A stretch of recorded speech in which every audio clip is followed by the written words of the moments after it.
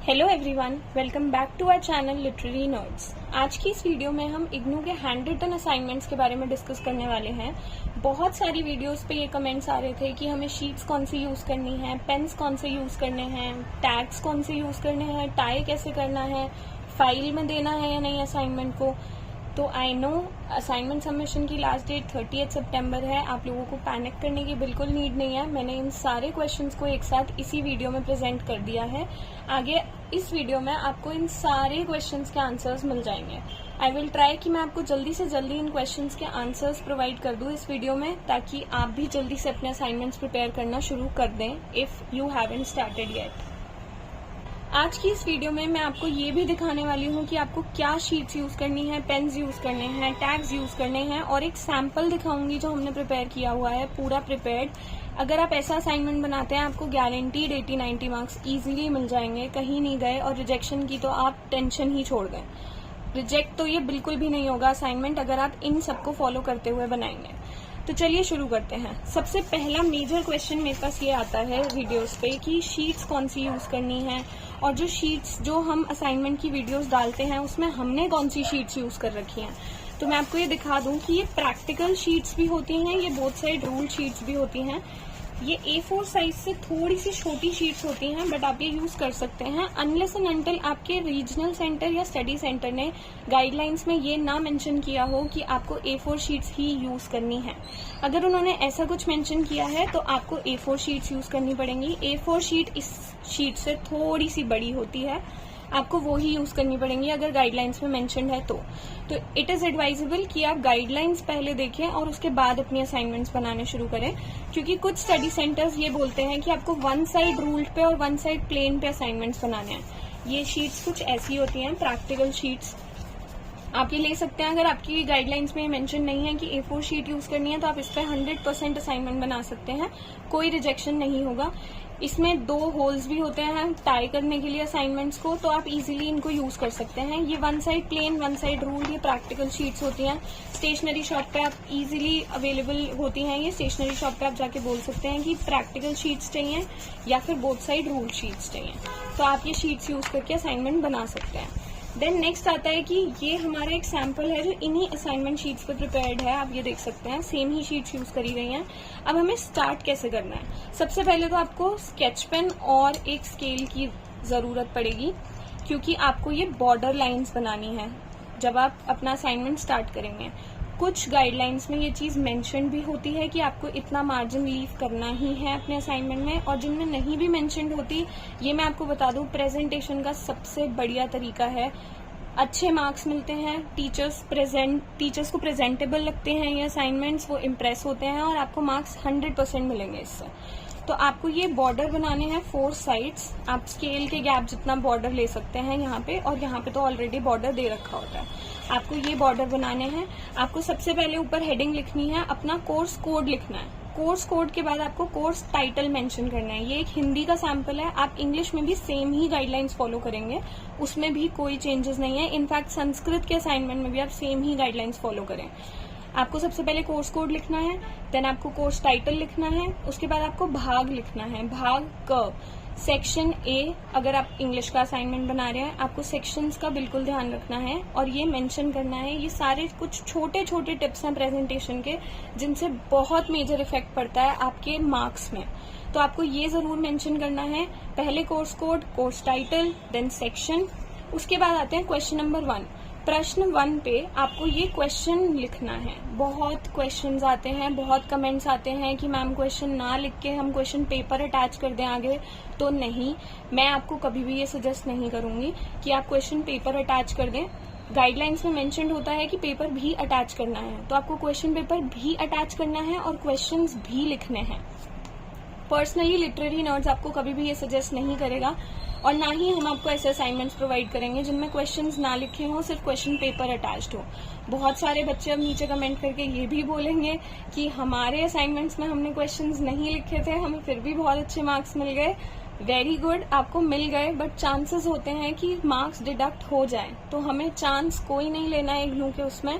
हमें सारे असाइनमेंट्स में ऐसे ही फॉलो करके क्वेश्चंस लिखने हैं। 2 या 3 लाइन का क्वेश्चन होता है, अगर आपको लिख देंगे तो बहुत अच्छा रहेगा। मेजर पॉइंट एक मैं बता देती हूँ इसमें, इंग्लिश के और हिंदी के कुछ असाइनमेंट्स में पैसेज गिवन होता है पहले। तो अब क्वेश्चन है कि पैसेज लिखना है या नहीं, तो डेफिनेटली यस, आपको पैसेज भी पूरा लिखना है। प्रेजेंटेशन के लिए बहुत अच्छा रहता है जब आप असाइनमेंट टीचर के सामने ऐसा प्रेजेंट करें कि उसको क्वेश्चन पेपर उठा के देखने की भी नीड ना पड़े। आपके असाइनमेंट में ही सब कुछ होना चाहिए। तो आपको पैसेज भी मेंशन करना है। पैसेज आप ब्लैक पेन से लिख सकते हैं। हम भी जितने असाइनमेंट्स आपको बनाकर देते हैं उसमें हम पैसेज पूरा लिख के देते हैं ब्लैक पेन से, कोई कटौती नहीं होती उसमें। तो आपको क्वेश्चन लिखना है, उसके बाद आपको यहाँ से आंसर स्टार्ट करना है। जितनी नीट राइटिंग में आप लिख पाए उतना नीटली लिखिए, क्योंकि बैड हैंड राइटिंग के मार्क्स 100% डिडक्ट होते हैं। मैंने खुद होते हुए देखे हैं। तो कोशिश यही करिए कि आपकी राइटिंग बहुत साफ आए। नहीं है किसी से बनवा लीजिए, हमारे साथ ऑर्डर प्लेस कर दीजिए, लेकिन अपने मार्क्स पे रिस्क मत लें। उसके बाद आते हैं नीचे, ये आंसर कंटिन्यूड है। जितनी भी हेडिंग्स हैं आंसर की, ये एक हेडिंग है आंसर की, ये नेक्स्ट क्वेश्चन नहीं है, ये एक हेडिंग है। हेडिंग को भी आपको ब्लैक पेन से हाईलाइट करना है ताकि वो अलग से दिखे कि यहाँ पे आपने एक हेडिंग लिखी है। ये प्रेजेंटेशन की अनदर टिप है जो बहुत छोटी सी चीज है, लेकिन इस पे आपके मार्क्स का बहुत इफेक्ट पड़ेगा। आपको हेडिंग लिखनी है, देन आगे उसका आंसर लिखना है ताकि पता लगे कि इसको आपने एक्सप्लेन किया है ब्लू में। तो आपको blue pen black pen use करके ये काम करना है। ब्लू पेन ब्लैक पेन कौन से यूज करने हैं? ये एक बॉल पेन है, ये पायलट पेन है, ये जेल पेन है। आप कोई भी यूज कर सकते हैं, लेकिन आपको करने ब्लू और ब्लैक पेन ही है यूज। आपको कोई और पेन नहीं यूज करना, कोई और कलर का पेन यूज नहीं करना, हाइलाइटर यूज नहीं करना, रेड ग्रीन किसी से क्वेश्चन नहीं लिखने हैं। आपको ब्लू पेन ब्लैक पेन से लिखने हैं। जेल बॉल आप कुछ भी यूज कर सकते हैं, जो भी आपको कंफर्टेबल लगे, अनलेस एंड अनटिल अगेन आपके पास कोई गाइडलाइंस नहीं है। अगर स्टडी सेंटर या रीजनल सेंटर की तरफ से आप कोई भी पेन यूज कर सकते हैं, बस वो ब्लू और ब्लैक ही होना चाहिए। अब एक क्वेश्चन हमारे पास बहुत आया था कि क्या पूरा असाइनमेंट ब्लू में लिख सकते हैं? नहीं, आपको क्वेश्चंस ब्लैक से लिखने होंगे, आंसर्स ब्लू से लिखने होंगे ताकि प्रेजेंटेशन अच्छी रहे। क्या पूरा असाइनमेंट हम ब्लैक से लिख सकते हैं? नहीं, प्रेजेंटेशन अगेन। तो आपको ये कुछ छोटे छोटे पॉइंट्स हैं जिनका बहुत ध्यान देना है। अब अगर आपके असाइनमेंट में टेबल्स हैं, टेबल्स को कैसे प्रेजेंट करना है? इस असाइनमेंट में कोई टेबल नहीं है क्योंकि ये हिंदी का असाइनमेंट था। इसमें सिर्फ और सिर्फ हेडिंग्स हैं, आप देख सकते हैं हेडिंग्स और उसके बाद answer, heading and then blue pen से आंसर। इसके अंदर बहुत ध्यान रखते हुए हेडिंग और ब्लू पेन से आंसर, पॉइंटर्स फॉर्म में लिखे गए हैं आंसर्स। अगर आप हमारे साथ ऑर्डर प्लेस करते हैं, आपको ऐसे ही असाइनमेंट्स प्रिपेयर होकर मिलेंगे, एकदम परफेक्ट। हर पेज पर बॉर्डर है, हर पेज पर इधर भी बॉर्डर है, इधर भी बॉर्डर है।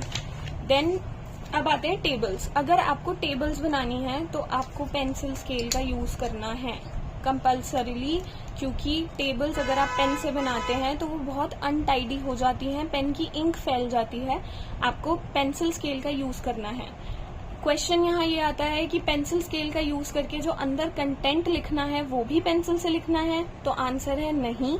आपको ब्लू और ब्लैक पेन का यूज करते हुए अंदर का कंटेंट लिखना है।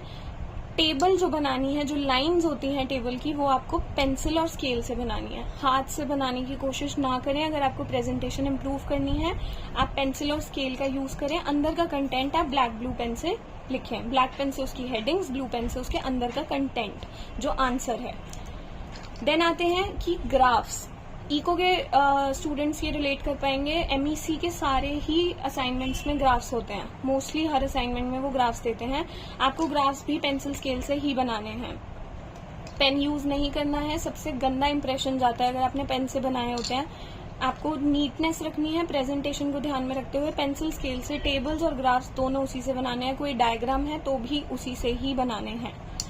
देन नेक्स्ट आता है page number. Page number mention करना बहुत जरूरी है। यहाँ पे जैसे हमने 1 पेज नंबर मेंशन किया है, तो इसके पीछे वाला पेज नंबर 2 होगा। देन ये 3 होगा, देन ये 4 होगा, ये 5 होगा। आप ये यहाँ देख सकते हैं ये 5 है, ये 6 होगा, ये 7 होगा। ऐसे नहीं करने कि ये फर्स्ट है और ये सेकंड है, नहीं। आपको शीट्स नहीं देखनी, आपको पेजेस देखने हैं। ये शीट होती है, ये पेजेस होते हैं। ये सेकंड है, ये थर्ड है, ये फोर्थ है, ये फिफ्थ है। अब यही चीज अगर आप प्रैक्टिकल शीट्स पे बना रहे हैं तो आप जिन पे लिख रहे हैं आप उन्हें कंसिडर कर सकते हैं पेज नंबर के लिए। अगर आपके कोई डायग्राम्स हैं तो आई वुड सजेस्ट कि आप उसको भी पेज नंबर में इंक्लूड करें, जहां आप वो प्रैक्टिकल साइड पे बनाएंगे उन डायग्राम्स को, तो आपको उन्हें भी कंसिडर करना है। देन नेक्स्ट आते हैं कि असाइनमेंट्स को टाई कैसे करना है, और फाइल में डालना है, फोल्डर में डालना है, या ऐसे किसी एनवेलप में डालना है। ये येलो एनवेलप होता है, आपको इसमें डालना है, फाइल में डालना है, फोल्डर में डालना है। तो मैं आपको इसका आंसर भी दे देती हूँ। आपको ये टैग्स यूज करने हैं। आप ये टैग्स देख सकते हैं, ये टैग्स आपको इजीली अवेलेबल होंगे मार्केट में, जैसे इस पे भी लगा हुआ है। ये आपको टैग्स बहुत ही रीजनेबल रेट्स में ये मिल जाएंगे आपको टैग्स। आपको स्टेपल नहीं करनी है, स्टेपल करने से भी असाइनमेंट की लुक खराब होती है, प्रेजेंटेशन खराब होती है। आपको ये टैग्स यूज करने हैं। इसके अंदर ऑलरेडी पंचेस होते हैं, अगर आप ये वाली शीट्स यूज करते हैं तो आपको इनके पंचेस को यूज करते हुए इन टैग्स से असाइनमेंट को टाई करना है। फाइल यूज करनी है। अगर आपकी गाइडलाइंस में मेंशन्ड है कि फाइल यूज करके देनी है, फाइल में लगा के देने हैं असाइनमेंट्स। बहुत सारे रीजनल सेंटर्स ये भी मेंशन करते हैं कि कार्डबोर्ड फाइल में देना है, तो हाँ जी, आपको डेफिनेटली फाइल देनी होगी। बट अगर कहीं पे ये मेंशन नहीं है कि आपको फाइल में नहीं लगाने हैं या लगाने हैं, तो आप इन टैग्स से टाई करके असाइनमेंट सबमिट कर सकते हैं। इसके आगे आपको फ्रंट पेज अटैच करना होगा, वो भी आप पंच करके इसमें अटैच कर सकते हैं। फ्रंट पेज कहाँ से मिलेगा, कौन सा मिलेगा, ये मैं अपनी प्रीवियस वीडियो में कवर कर चुकी हूँ। आपको इग्नू सीरीज नाम की एक प्लेलिस्ट मिलेगी हमारे चैनल पे, उसमें आप पार्ट 7 रेफर कर सकते हैं। असाइनमेंट क्वेश्चंस कहाँ से डाउनलोड होंगे उसके लिए, और आपको फ्रंट पेज कहाँ से मिलेगा और कौन सा यूज करना है उसके लिए। आपको हर असाइनमेंट के आगे वो फ्रंट पेज लगाना है और अपनी डिटेल्स उसमें फिल करके ही सबमिट करना है। अब आते हैं एनवेलप पे। ये एनवेलप कब यूज होगा? कुछ स्टडी सेंटर्स, रीजनल सेंटर्स ये बोलते हैं कि अगर आपको हार्ड कॉपी सबमिट करनी है और आप किसी दूसरी स्टेट में हैं एट दैट टाइम, तो आप डायरेक्टली कोरियर करा सकते हैं रीजनल सेंटर पे या स्टडी सेंटर पे अपने असाइनमेंट्स को। तो आपको तब ये एनवेलप यूज करना है। हमारे पास बहुत सारे ऐसे ऑर्डर्स भी आते हैं जो हम डायरेक्टली स्टडी सेंटर पे कोरियर कराते हैं, तो आपको उस बात की भी टेंशन लेने की कोई जरूरत नहीं है। हम इसके अंदर बहुत अच्छे से पैक करके, आपको हमारे चैनल पे पैकिंग वीडियो भी मिल जाएगी कि हम कितने अच्छे से पैक करते हैं। आपको ये एनवेलप, येलो एनवेलप यूज करना है। आपको ब्रॉड टेप्स यूज करनी है ताकि ये एनवेलप खुले ना, बारिश का मौसम हो तो भीगे ना, कोई आपके असाइनमेंट्स डैमेज ना हो। आपको ब्रॉड टेप्स यूज करके एक टेप ऐसे लगानी है, ऐसे लगानी है और ऐसे लगानी है। आपको ये टेप्स यूज करके अपने एनवेलप को पूरा सील पैक कर देना है। यहाँ पे आपको स्टडी सेंटर की डिटेल्स लिखनी है कि कहाँ आप ये एनवेलप भेजना चाह रहे हैं, कोरियर कराना चाह रहे हैं, और नीचे आपको अपनी डिटेल्स लिखनी है, अपना नाम, अपना एनरोलमेंट नंबर और अपना एड्रेस भी। इफ इन केस कोरियर नहीं पहुंच पाता है स्टडी सेंटर तक, तो वो आपके ही घर पे रिटर्न एड्रेस के तौर पे रिटर्न हो जाएगा। तो अगर आप हमारे से कोरियर बुक कराते हैं, हमारे से हैंड रिटन असाइनमेंट्स बुक कराते हैं, तो हम आपको ये सारी फोटोज, वीडियोस सब प्रोवाइड करते हैं आपका असाइनमेंट कोरियर कराने से पहले, ताकि आपके पास भी ये प्रूफ रहे कि हमने क्या असाइनमेंट्स भेजे हैं आपके स्टडी सेंटर पे और आपको कैसे मार्क्स मिल सकते हैं उससे। कुछ स्टूडेंट्स के डाउट ये भी आ सकते हैं कि जो हमें बॉर्डर्स बनाने हैं वो हमारे को मार्कर से बनाने हैं या स्केच पेन से बनाने हैं।